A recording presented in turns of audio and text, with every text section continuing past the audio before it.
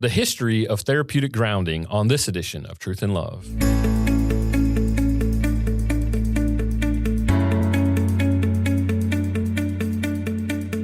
I'm Dale Johnson, and you're listening to Truth and Love, a podcast of the Association of Certified Biblical Counselors, where we seek to provide biblical solutions to the problems that people face.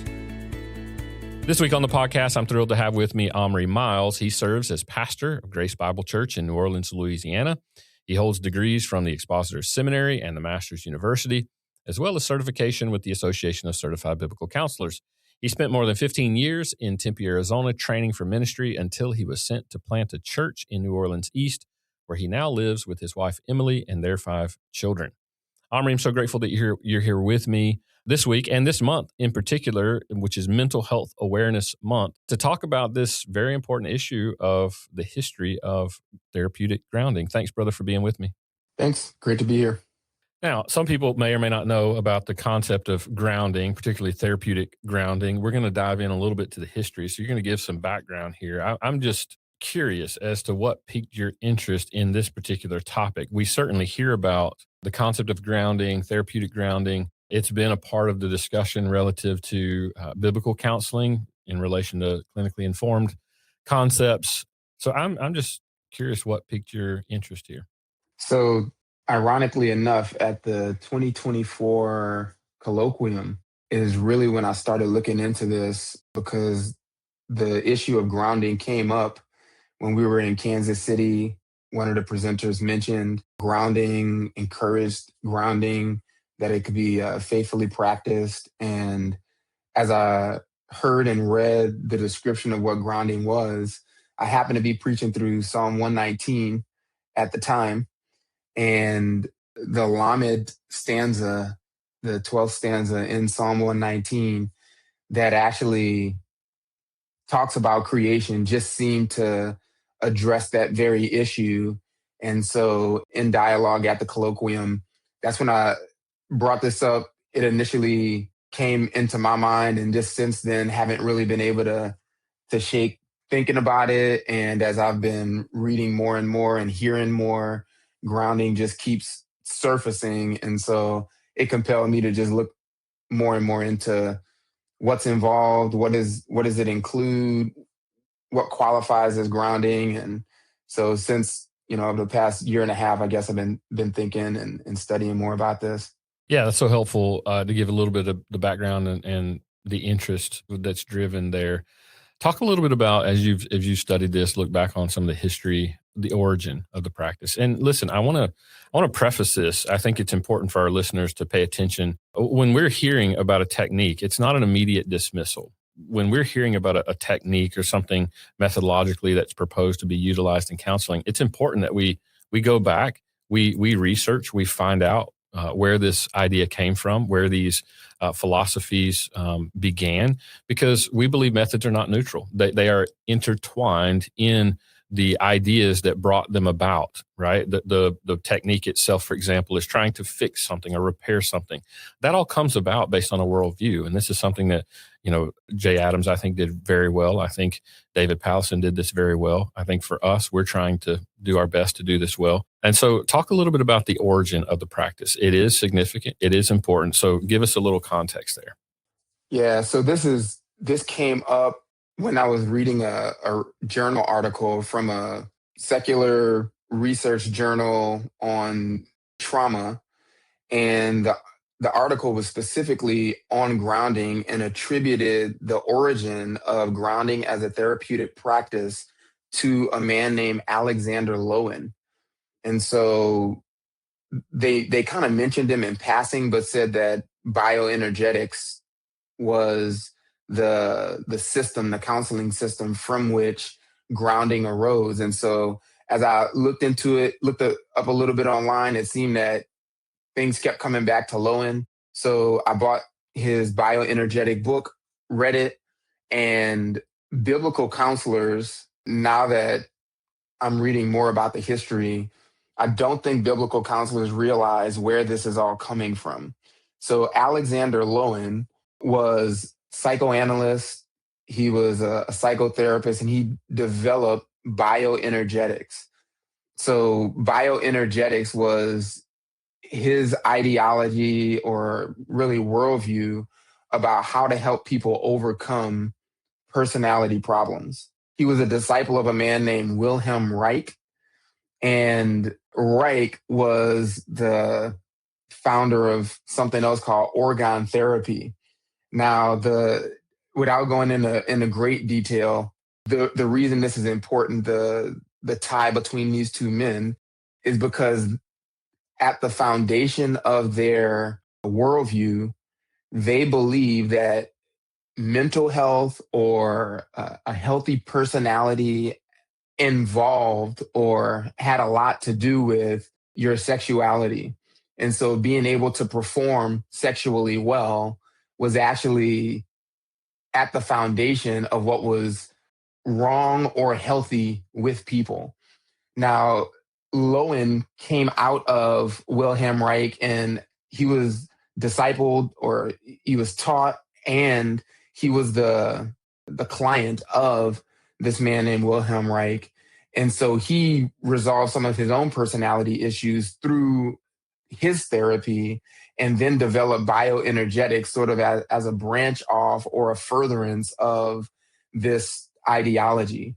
And really, bioenergetics, if I could just summarize what it's doing, just like the name implies, the energy of life, or bio life, energetics, energy, he basically saw real energetic processes happening within the human body as producing man's mental life. And so he had this idea that the energy in your body is interacting constantly with the energy around you from other people, from inanimate creation. And so when people had something going wrong with them mentally, that was actually an indication that would show up in their body, either your stature, your facial expressions, or sicknesses in your body. And he sought to remedy these things through bodily therapies. And that is really the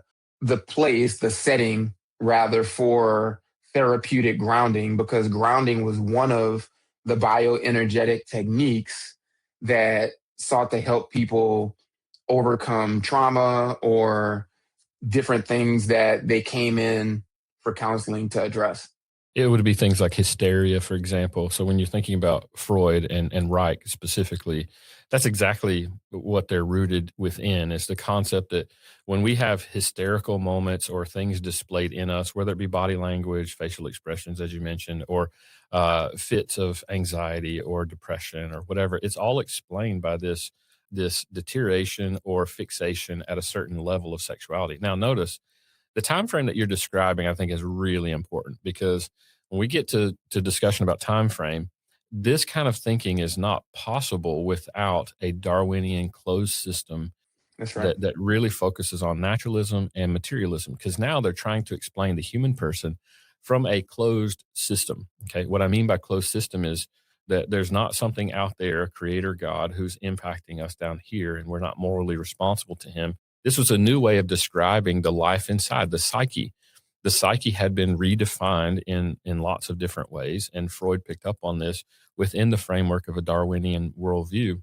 Reich is continuing much of that, and even influenced Freud in many ways. Freud borrowed from so many people. And then now we're passing this down to describe, okay, how are we going to give life back to the individual? How are we going to repair the soul in some way?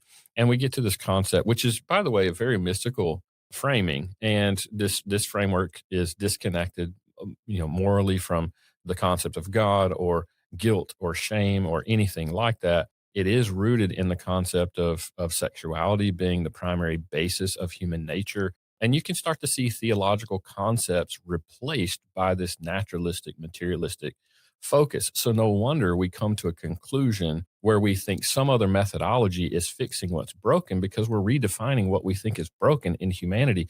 And I think this is a part of the thing that so many people miss when we're talking about methodology. Yes, theology and methodology are interconnected, because methodology is not neutral. It comes from the grounding of what we believe and how we think, first and foremost, that worldview. Now, we've understood a little bit of where it's rooted. There's so much more to say about that. Yet, let's talk about some of the goals. So we can see its origin. They have specific goals when they talk about therapeutic grounding.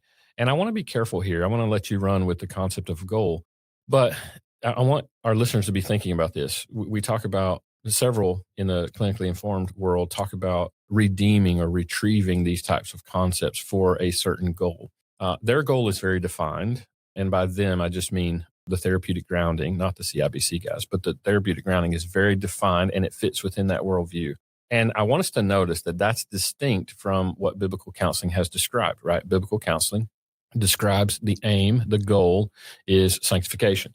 And that's a really important distinction when we start talking about the concept of goal. What are we repairing?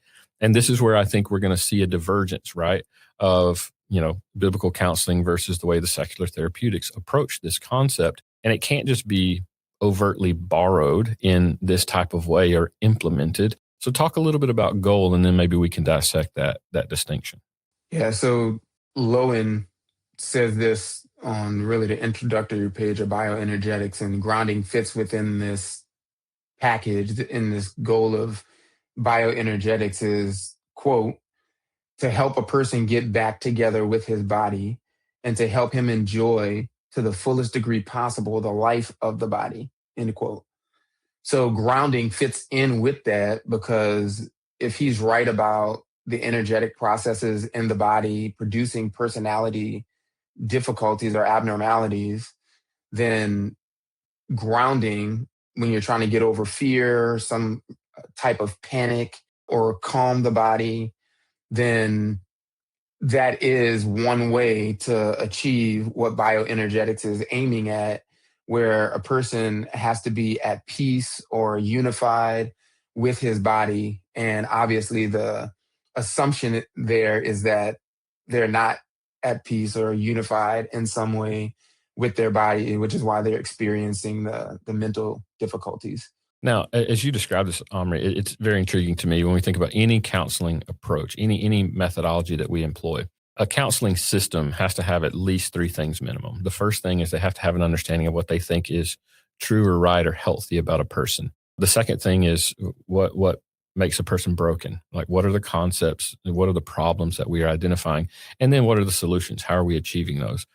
This technique is intended to achieve the resetting of the inner man in such a way through this, life, this practice that's intended to give life. Now, that's important for us because the therapeutic world sees value in this because of the worldview that they're approaching it with, that they're grasping at some sort of straw to reset the inner man, so to speak, to deal with the issues of life.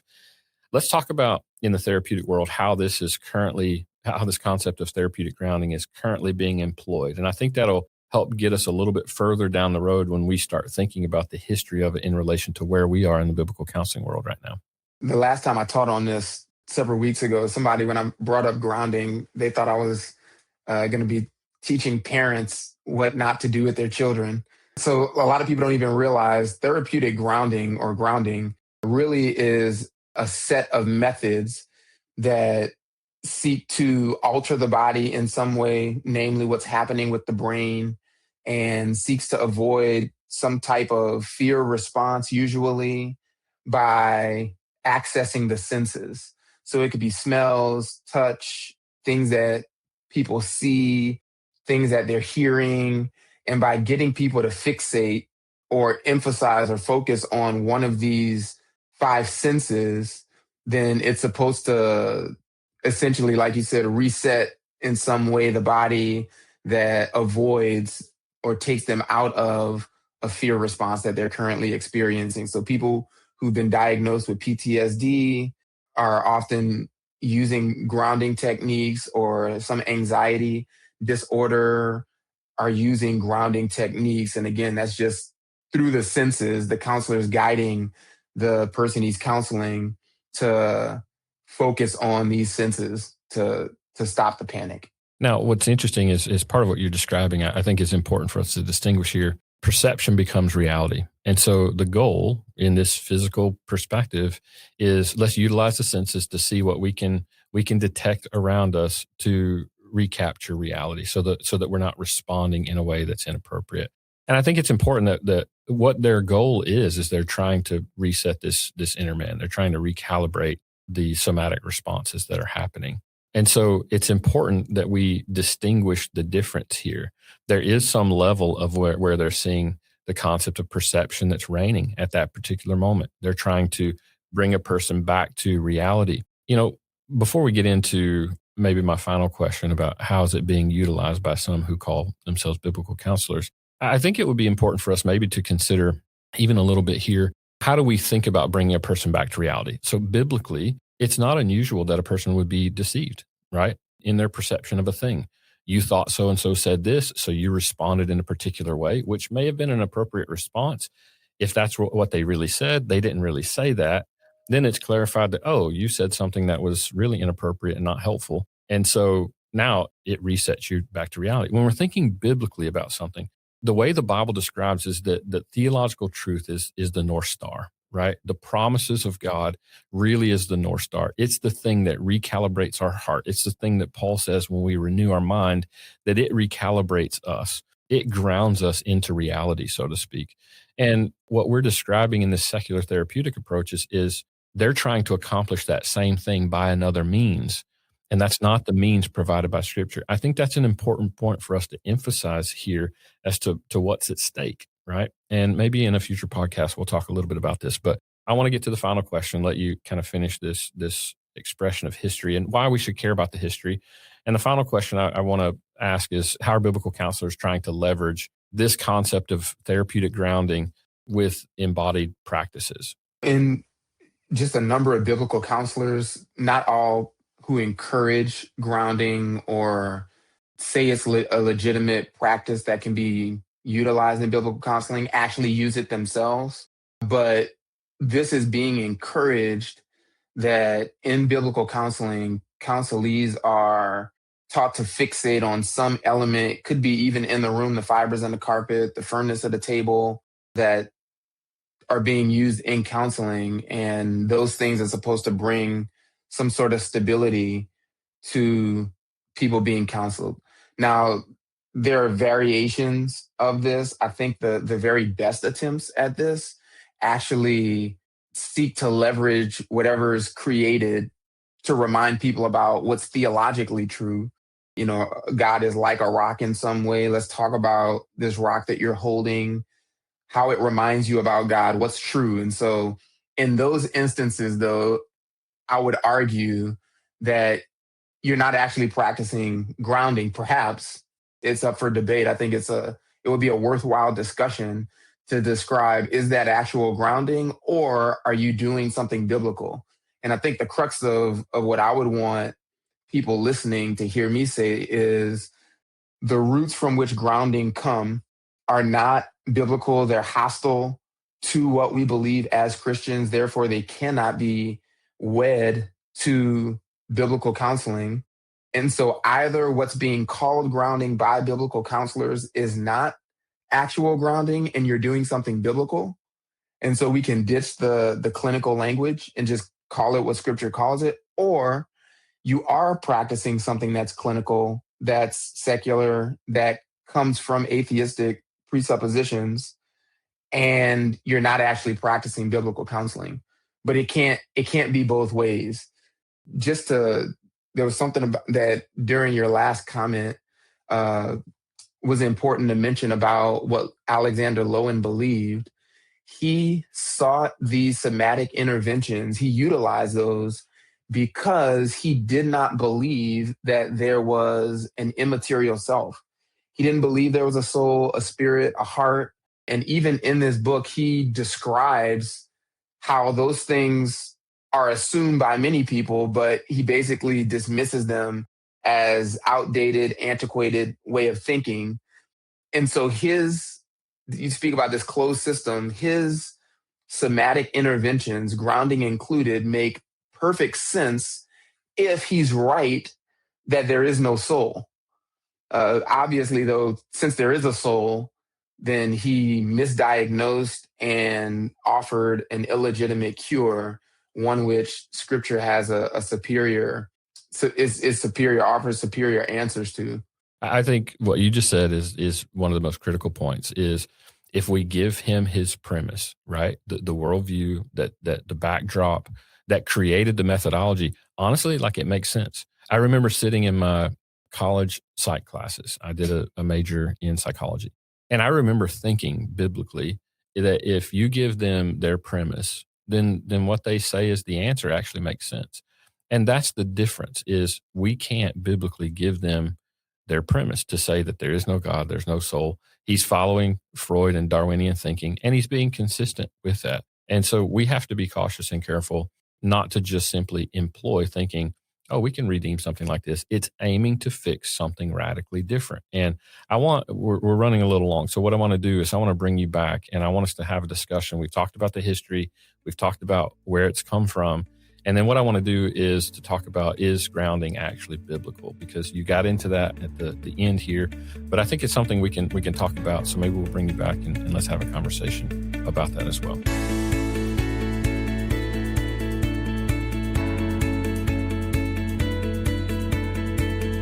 You're listening to Truth and Love, a podcast of ACBC.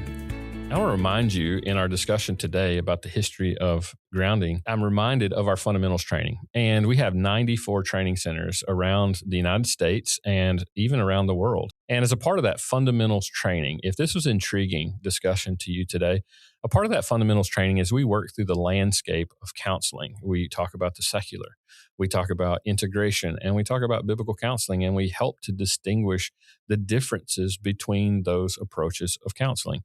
And this is just one area where we would teach you to discern and to think about what are the ideas that are the backdrop that are leading to methodologies. And that's important. And you can receive that training at any of our training centers around the United States, around the world. And this leads to certification. So I want to encourage you, if this was an intriguing topic, you can go to our website, biblicalcounseling.com. You can find out more about our fundamentals training, where you'll learn to discern the landscape of counseling, difference between secular, integrated, and therapeutic. So if that interests you, I encourage you, go to our website. You can find out about our trainings, biblicalcounseling.com.